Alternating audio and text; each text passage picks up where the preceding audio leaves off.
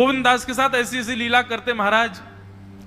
एक बार ठाकुर जी गोविंददास से बोले, ए गोविंदा, बोले हाँ, मेरो दाल बाटी खावे को मन हेरो है। आप लोग दाल बाटी जानते हैं? महाराष्ट्र में खाते हैं दाल बाटी हैं? राजस्थान की बढ़िया, राजस्थान हमारे ब्रज में खूब खाते हैं दाल बाटी चूरमा, जो खाए सो सूरमा।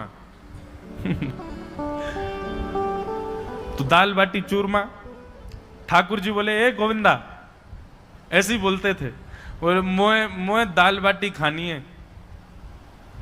गोविंदास बोले 56 भोग बनते हैं रसोई में। अपरस में मुंह पे पट्टी बांध करके महाराज रसोईया बनाता है।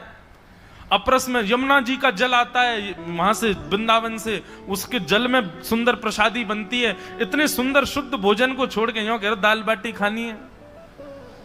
ठीक है, मैं आज बोल दूंगा रसोई घर में बनवा देता हूं। बोले ना, रसोई की ना खानी तो? बोले तेरी कदम खंडी में आऊंगा।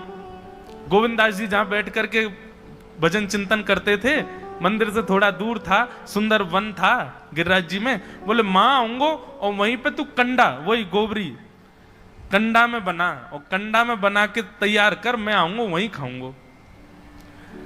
गोविंदास जी बोले यहां सब लोग आपको मंदिर में पूजने आते हैं, आप यहाँ पे भगवान हो, ऐसे कहीं खाने पीने आओ। बोले कोई को पता थोड़ी चलेगी, मैं आ जाऊंगा, तू चिंता मत करे, तू सुन तैयारी कर ले, आज मैं तेरे यहां आके प्रसाद पाऊंगा। गोविंदास जी चुपचाप मंदिर से भाग गए, किसी को बताया नहीं। किसी को पता थोड़ी कि ठाकुर जी ऐसे बाहर भी चले जाते हैं, सबको लगे अंदर ही रहते हैं ये। गोविंदास जी दौड़ करके गए, बढ़िया कंडा में बढ़िया उपले उपले लगा करके महाराज बाटी बनाई, दाल चढ़ा दी, सुंदर। ठाकुर जी आएंगे पाने। एक पंथ दो काज, ठाकुर जी को दो लीलाएं एक साथ करनी थी। एक तो गोविंददास के संग सुख लेना है, और एक झाड़ू लगाने वाला गिरिराज जी की तलहटी में झाड़ू लगाता था, उसको मंदिर में प्रवेश नहीं करने देते थे लोग।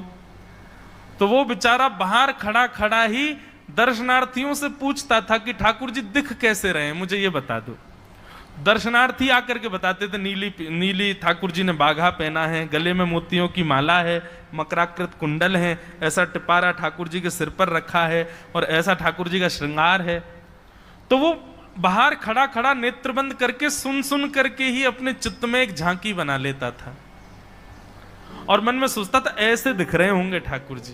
पर रोज प्रार्थना करता था, नाथ